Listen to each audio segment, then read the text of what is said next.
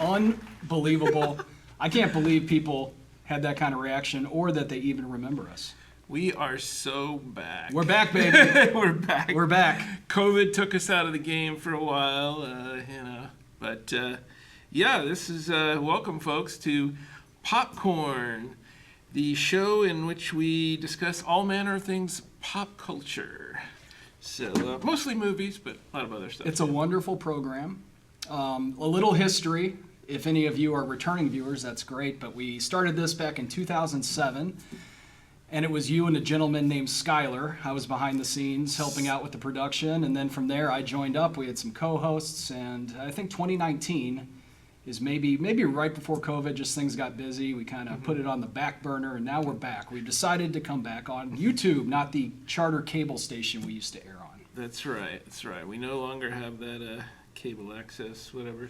And it was funny because it was like, what did it start off at, like channel, I don't know, it used to 12 be, or something. Yeah, then it 20. was 21. And then at some point it was like 900. 989. So you wouldn't come across it unless you like C-SPAN. Yeah. But the funny thing is when it was on one of those earlier channels that people could just stumble across it. Like my neighbor at one point said, "Hey, I saw you on TV the other night." So yeah, absolutely. They buried us on 989. So everyone's watching YouTube nowadays anyway. So it all worked out. YouTube's the best. We Yep. love it. So we're glad to be back, and we're gonna have talk about some fun stuff. So should we get started? Sure. On today's show, we are going to do our Oscar picks.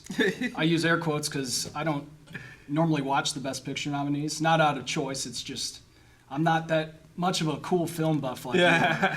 And then we will have a segment that we will repeat from time to time. Watch this on some things that we will recommend.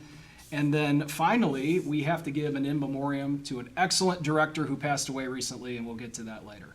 But let's jump right in. Amen. Well, folks, they did announce the Oscars the other day, the nominees.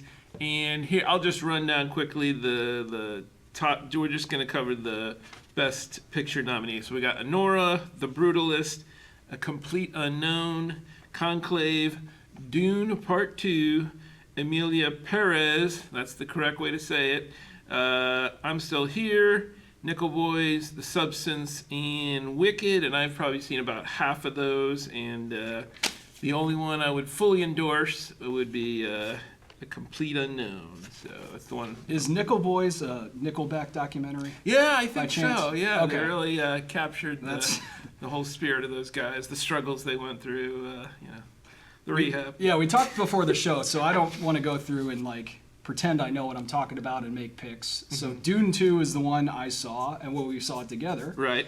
We both loved the visuals, the cinematography, the look of it. Mm-hmm. I am not a fan of the books, so I think we both agreed, right? It was a little convoluted in terms of keeping track of who the characters are, kind of like Game of Thrones used to be. If you didn't know the books, right, maybe that was kind of hard to follow. And it was really long. Obviously, if you put both movies together, that would be a marathon. So splitting them up maybe made sense. But I enjoyed it. But is this the kind of picture that you normally would think, like a sci-fi flick, would be nominated for Best Picture? Is there a reason for this? I think what the earlier stuff you were saying, the cinematography is just excellent and whatnot. And that's really the only praises I have to sing about them. It just looks visually great. It's like Nosferatu. Great visuals. Didn't really work for me personally, and I just remember Dune 2 moving kind of like slowly and whatnot. But a lot of people love it, and a lot of people are glad that it was nominated, and a lot of people were annoyed that Denis Villeneuve, the director of the film, he did not get a Best Director nomination. So they make that little saying every once in a while, I guess the movie directed itself. Yes, right. So yeah, but I would not be upset if that, even though I wasn't a fan of that movie, I wouldn't be. Now, there's other items on this, like Emilia Perez. It's like, I have not been able to get through that movie. It's a musical about like a Mexican drug king or cartel leader, whatever. And he has always felt he was a woman, so he goes through a transition and becomes this Emilia Perez person, like real, like hardcore, like gender reassignment surgery and plastic surgery. And then the whole movie becomes some other thing where they kind of explore his post-cartel life. But again, I've heard that people really like it. I've heard other people. It was made by a French guy. But it's about Mexico and whatnot, so some people are saying he didn't capture the culture, or Selena Gomez and whoever else can't actually speak Spanish, so the Spanish is apparently screwed up, like I'm going to notice that. So that's my prediction that for what will win Best Picture, by the way. I just feel like it's one of those kind of zeitgeisty things because of the trans issue and whatnot. I think Hollywood's going to get behind it, but if it's not Emilia Perez, my prediction, folks, you heard it here, that's my number one pick for what will win the Oscar, and then The Brutalist is my number two. I did make it through that. That's 3.5 hours long, and I don't recommend it, folks, unless you, if you're into like brutalist architecture and. I am. See, that's, are you? I love brutalist. Oh well, there you go. It's interesting in that, and I'm not no architecture buff, but it's interesting in just the way the buildings on the outside are. It's very kind of drab and a lot of cubes and squares. But then when you go inside some of these buildings, the lobbies and stuff like that are really cool. And I think brutalism might play a role later in my recommendation. So we'll have to wait for that. I'm intrigued. Yeah, stay tuned. Well, I just thought I thought since we also wanted to talk about what we thought should be nominated, and go ahead. And take it away. Rhetorical question, maybe. Why was Deadpool and Wolverine not nominated for Best Picture? Yeah, it was a wonderful film. I liked it. I really did enjoy it. I understand we're being facetious here, in that generally a comic book movie, other than I think Black Panther was one that was nominated. A lot of people thought that the Nolan Batman films, at least some of them, probably deserved a nomination. So I'm not really saying it does, but obviously I guess it's just kind of the snooty Hollywood elite that, when they pick the pictures, you're never going to get a film like Deadpool. Even though most people loved it, and it's probably, I don't have the numbers, but I'm sure it was one of the top grossing films of the year. So there's like 3 movies that made over $1 billion last year. That's one of them. And then there's Inside Out 2 and Moana 2. So come on, they should do what the Golden Globes do, have an award for basically like who did the best at the box office, kind of. It's weird because they don't always pick the one that actually made the absolute most money, but they have a grouping of them in it. But I'm glad you brought that up, because that movie is on my personal top 10 list, and I was just going to rattle those off for you quick here, folks. So at number 10, I've got Horizon, An American Story, I think, Chapter 1. Smile 2 is number 9. I thought that was a good sequel. I really love the original Smile. I haven't seen it. I need to. I love the original. Yeah, if you love the original, they kind of ramp it up. It really was Deadpool and Wolverine is at number 8, and I do think it's a really good movie. It's got its flaws, but it does. And it's a little too wacky, I think, for the Academy. It is. My favorite scene in that, though, was the montage of him, and hopefully you've seen it yet, but basically the montage of him going through, and they had a lot of comic covers in that little montage, and meeting different variants of Wolverine through that's all been in social media, so people know about that. Number 7, juror number 2, Clint Eastwood, still getting it done at like 140 or whatever, however old he is. And great job, Clint. Number 6, The Last Stop in Yuma County. There's a little hidden gem that you can look up on the Amazon or whatever, just a little caper type flick or crime flick. Number 5, Alien Romulus. Did you see that one? Loved it. Okay, yeah, loved it. Now the alien in that is very strange, but now the pitch meeting for that's pretty good though. Oh yeah, I have to give a shout out to Pitch Meeting on YouTube if you haven't seen those. Ryan George. Look up Ryan George. He does some hilarious parody like it's a pitch between a producer and the executive on these movies. Basically, they make fun of them. Writer and producer. As if the movie hasn't been made yet and it's being pitched, and he runs through all the plot elements, which honestly, most movies, folks, when you run through the plot elements, there's some serious flaws. You need to shut your brain off. Shut your brain off. Yeah. So number 4, I have Trap. That's the new M. Night Shyamalan movie. Number 3 is a super obscure. I'm convinced that only me and my friend Pam saw this movie, folks. But it's called number 3, Across the River and Into the Trees, and it's an adaptation of an Ernest Hemingway novel, which I'd never read. Number 2 is a twisty crime thriller serial killer type thing called Strange Darling. Really fun. It's one of those movies that's told out of sequence. In fact, when that movie started, it said it was a story in 6 parts or something, and then the first card came up. It said, like part 3 or what. I'm like, oh, it's one of those. Yeah. I started chuckling. And then number 1, A Complete Unknown. I said it, folks. That's the one you gotta check out of all the Oscar picks, particularly if you're a Dylan fan. Now, if you hate Bob Dylan, then I can't imagine that they would like it. But there we go. Interesting. No long legs on the list. I considered it.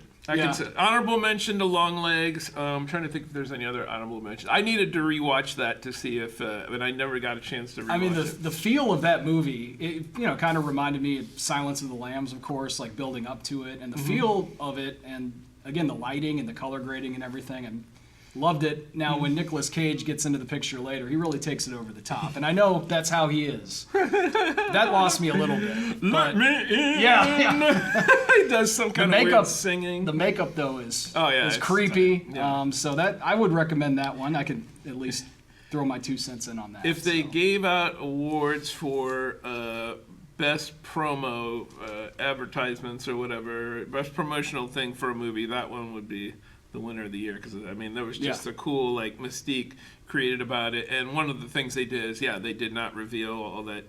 We never saw the Nicolas Cage character until you actually saw the movie, and then yikes, looks like he had some bad plastic surgery, like more than once. He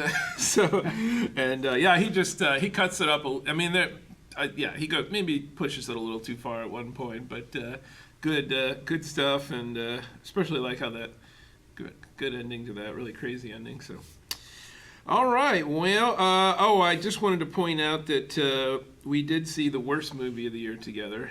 Do you remember what the worst movie of the year was, Matt? This little surprise, we didn't have this on the thing. I can't think of it.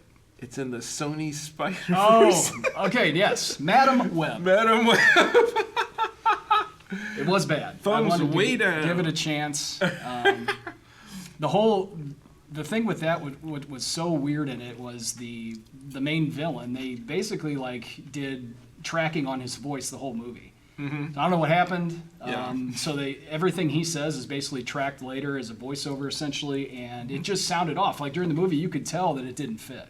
Yeah. To me, so. What does track mean? Is that like ADR? Yeah, ADR. Right. Okay. That was. Trying to think of that, I couldn't. Yeah. So basically, it was voiced over by someone else, and whenever he's talking or what have you, it just seemed weird. And obviously, the whole Sonyverse is a mess. Still haven't seen Venom 3 or Craven. I will check them out when they're on free streaming. Well, not free, but I'm already paying for it for streaming. So Across the Spider-Verse or whatnot. Those are. I didn't like the second movie, but I love the first movie of that. And so if you got Spider-Man, if your thing is the Sony whatever Spider-Man, you got to have Spider-Man in the movie. I think probably. Right, and they don't. Yeah. So come on.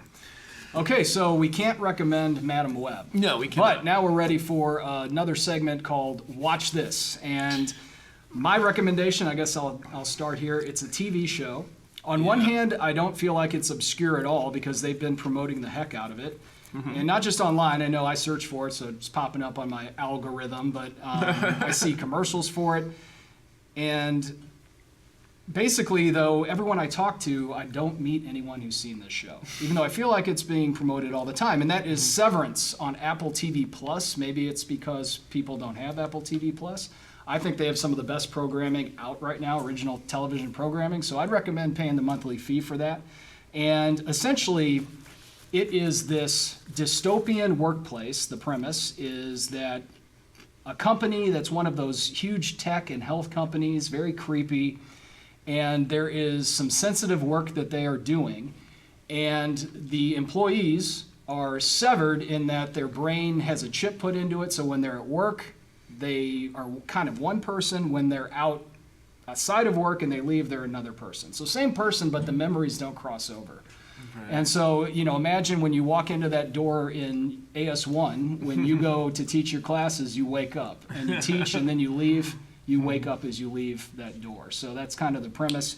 The cast is great. We've got Adam Scott as Mark S., the innies and outies. So the innies are the work people. The outies are their real selves, so to speak. So they don't have a last name. They just have an initial. We've got Zach Cherry as Dylan G. He's hilarious in the show. We've got Britt Lauer as Helly R. She does a great job in terms of the difference between her innie and outie. So even though it's been out a while, season 2 just started like 3 weeks ago. As of this filming, episode 3 came out last night, so I watched it. She's excellent in it. And then John Turturro is Irving B. And we have a picture, I think, of the team. That's the main team. They're the macro data refinement team. Okay. Going through these computers and refining data basically by taking these numbers and putting them into bins. And you don't know exactly what they're doing. So that's kind of the intrigue behind it all. But what I will say is, I don't know, I obviously am very into the show, as you can tell by my enthusiasm. But I think everything from the intro to the show is awesome. I don't skip it. I watch it every time. It's some crazy effects with him in his own head, jumping around, little versions of him running all around.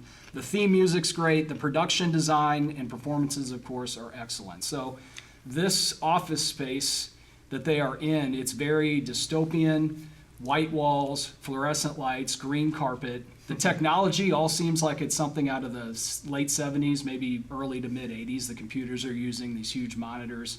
And so basically it's a story of kind of the innies and outies. And by the way, this company is one of those companies that is drawing a lot of ire from the public. A lot of people don't like the severance process. They think it's, inhumane, essentially, and people are protesting it. And the company itself is one of those where, and I don't want to give too much away because I really want you all to go watch this. So wait for it. Spoiler alert. Okay, so maybe some spoilers. I don't want to get too far into it, but essentially the company is almost like a cult that's built around this family that are the CEOs of the company. And so they've gone through the years, and they have this real creepy area called the Perpetuity Wing, where you go in there and they have all these statues of each of the people, and they look, like wax statues, very off-putting. They play some messages from them. And so the theory that's out there, this isn't really a spoiler, rather a theory that they're trying to perhaps clone people and resurrect the consciousness of the original CEO who died, in several years ago. The company was founded in the late 1800s, though. Huh. And that's what the macro data refiners are doing, is grabbing this data to build back this consciousness of Keir Egan. Whoa. So is what does the company say is the reason why they need to do this severance thing? That's the thing. A lot of it's kind of very mysterious. But they don't even give a reason? They just say the work is very important. Okay. And the company itself, it's like they don't really describe what it does, but there's a line where they say, they started off inventing like medical salves, like for burns and stuff back in the 1800s. And one guy's like, isn't that a tech company? Well, I thought they did healthcare. Like, they kind of do all that. So it's kind of one of those mega corporations that has their hands in a lot of different things, and maybe you're not really sure what they do. Yeah. But a lot of weird stuff goes on the severance floor. And then the final thing I'll say is, like, the one shot, they get into an elevator and they go down, and then the severance chip kicks in, and now they are their innie, and they do this awesome dolly zoom. Like kind of back in Jaws, right? That's a famous shot. So this dolly zoom, they dolly the camera toward them and zoom a certain way so that the depth of field changes. Wow. And it is unbelievable. Also, Christopher Walken's in it in a smaller part. And Keanu Reeves does a little bit. He does. He has a voiceover in one of the episodes, which is crazy. And Patricia Arquette is great as well. Man. And the guy who plays Mr. Milchick. He is actually not that famous of an actor. Can't remember his name, I apologize, but anyway, check it out. Is he the old guy? He is the manager. He's not the old guy. Oh, okay. Yeah. He's one of the managers on the floor. Seen that but also they have, I think we have a clip of this. So they have these weird like incentives. Like if they make their quota, they get like a finger trap. Or something like that. And one of them is this like dance party where Milchick comes in with the little record player and the lights start changing. He's dancing around all weird. So it's a great show. So check it out. There are plenty of things I see where like, hey, you get a free month Apple TV trial. That's out there all the time. So maybe you wait till, if you don't want to pay for it, wait till season 2 is over and then binge it. I think I know what I'm doing when we get done with this semester. I'm just going to take like a few days and get me that free trial of Apple TV Plus and bang through and the honestly, whole thing. I don't want to get off topic too much, but there are a lot of other great shows on there too. So Yeah. I think it's worth paying for. It's one of my favorite streaming services for sure. I've heard about a lot of good shows on there, and even the Creator. I sort of wanted to see that, but yeah. Well, my recommendation, and we both recommend. We saw Wolfman. We're not saying it's like the best horror movie ever or whatever, but it's a solid horror flick, and it's by Lee Whannell, or Whannell, however you say it. And he did The Invisible Man. Is he the Conjuring guy? I think he might be the Conjuring guy too.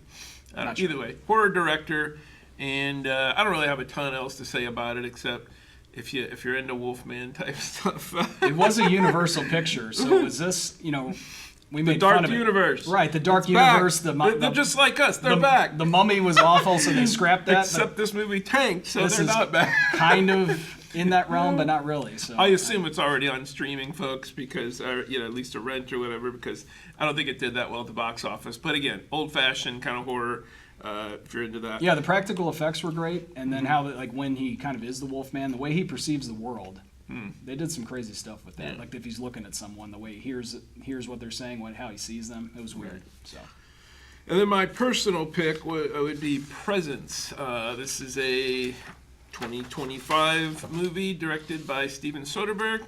If you're not familiar with Mr. Soderbergh, he's directed a lot of great movies, folks. Aaron Brockovich, Traffic, list goes on and on. Contagion. That was the one where they cut open Gwyneth Paltrow's brain at the beginning of the movie. She was dead. Spoiler.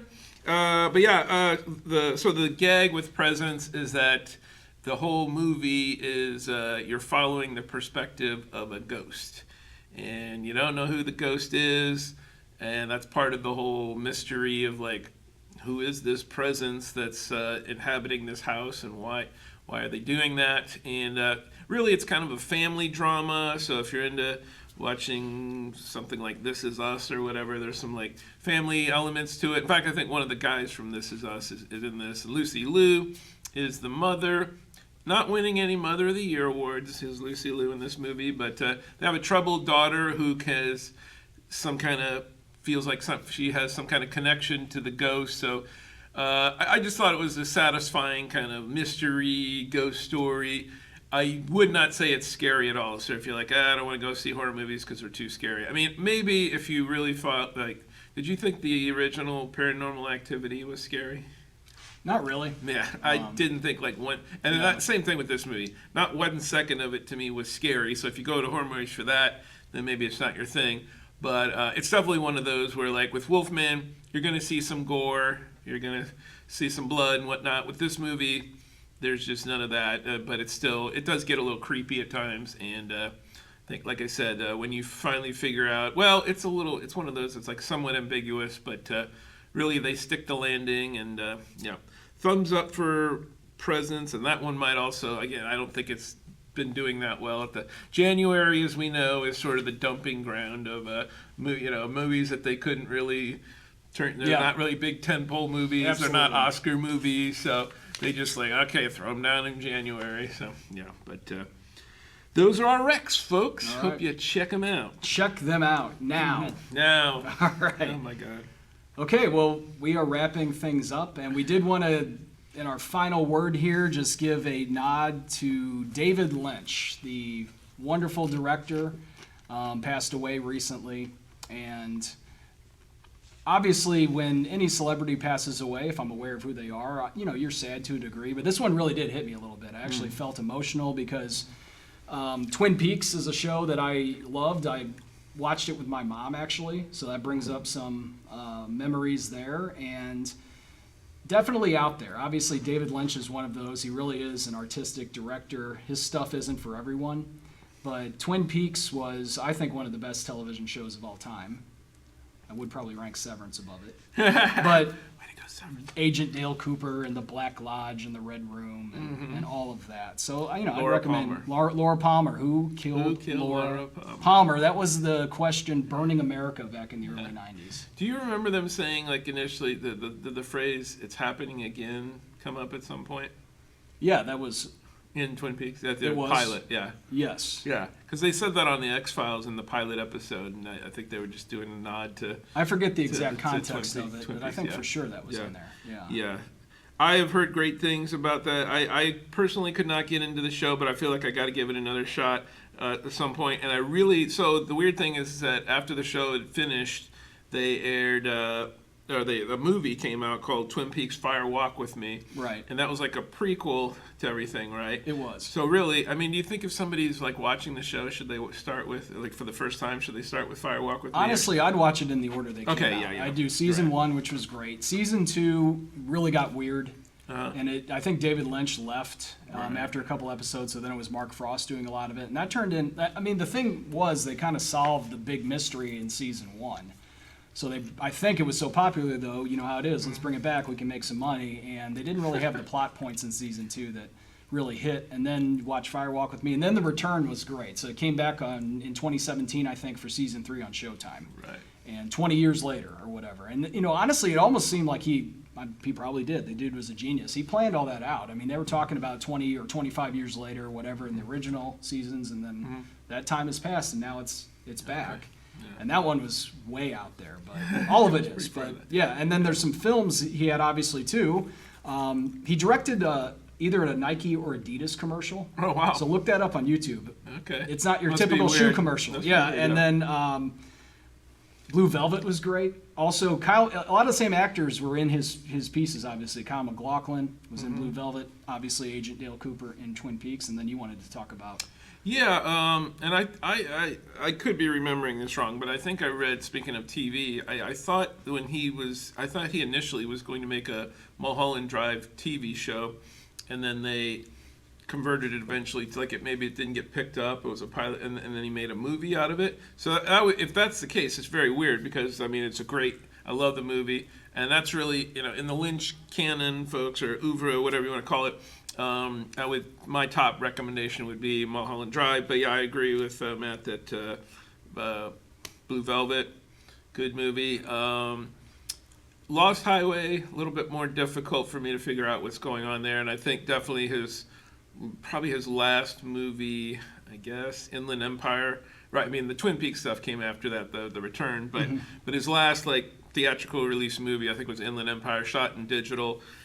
Little murky and definitely out there. I mean, he's just the interesting thing about the guy. Like when you think of surrealism, he's one of the guys you think of. He injects a kind of weirdness into his movies that is really kind of fascinating. And it won't. It's not for everyone, I guess. But I thought he just seemed to be a really great guy. A lot of people. During COVID, he was doing these weather updates on social media, yeah. which were really entertaining. And everything he does, he really is meticulous in that every little thing, every little detail, there's a purpose behind it. We may not understand it always, but he does. Right. And there's never anything he's just throwing together or, like some films it happens, but not with him. So just wanted to give a shout out to David Lynch. And let's R.I.P. While we're doing, I mean, Mr. Marcus is still with us, even his dad apparently. Yeah. But shout out to the Ultimate Bucket. We are not sponsored by Marcus Theaters or anything, but I just thought it was funny. They had this Ultimate Bucket, and it cost $28, folks. And it's not like a Dune bucket. This isn't like a collector's item or anything like that. But it's just funny that once you pay the $28, they're then, you think it'd be, then you get free refills. No, it's but it's $5 after that. So I think basically the third or fourth time you get the $5, it's probably paid for itself in terms of you go to enough movies where right, it makes sense for you. If you don't, so I just thought it was funny, and it's I asked her so the key is how long is this going to be good? If it's only good for a month, so she's like all of 2025. So anyway, nice. Yeah, we are proponents of course we recommend stuff that you could stream and whatnot, folks, but if you could get into the old theater now and then and make sure that theaters don't die, we would really appreciate that. Maybe get yourself a big bucket or whatever. I do not Big old recommend. soda. I do not recommend, as Greg Marcus recommends, throwing a bunch of M&Ms on top of your popcorn. I'm not going to do that anytime. Yeah, soon. no So- thanks. Although I know Hank Hill and King of the Hill put milk duds in his popcorn. Oh well, maybe that's the way to go. Oh yeah. Well, All right, we did it. I think, yeah, wow, we kept it under 30 minutes. I can't believe it. It's, oh my God, really cool. Yeah. Do you remember how we used to sign off back in the day? I do. Okay. And let's do it. And we'll see you when we see you, but we'll be back. And Tim might have some other guests in here, but he'll be the main dude. So, So, until, go next for it. time. Till Keep next. Keep Poppin'. We need to do that. We don't have to edit this, but okay. Yeah. Until next time, keep poppin', Colonel.